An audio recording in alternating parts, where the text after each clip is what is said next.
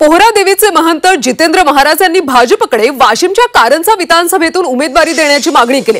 तिथून उमेदवारी न दिल्यास राज्यपाल नियुक्त 12 आमदारांमध्ये आपल्याला स्थान द्यावं असंही जितेंद्र महाराज म्हणाले। नरेंद्र मोदी 5 ऑक्टोबरला पोहरा देवी इथे येणार असून त्यावेळी ते बंजारा समाजाच्या सर्व महंतांची चर्चा करणार आहेत। यावेळी देशभरातल्या सर्व बंजारा समाजाला एका सूचीत आणण्याची मागणी मोदींकडे करणार असल्याचं महंत जितेंद्र महाराज म्हणाले।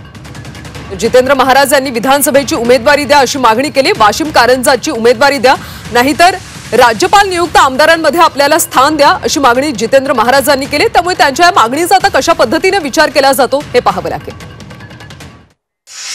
मी भारतीय जनता पार्टीकडून या मतदारसंघामध्ये निवडणूक लढवण्यास इच्छुक आहे आणि देवेंद्र फडणवीस साहेबांनी सर्व पक्षश्रेष्ठीकडे ही मांग आमची राहिलेली आहे।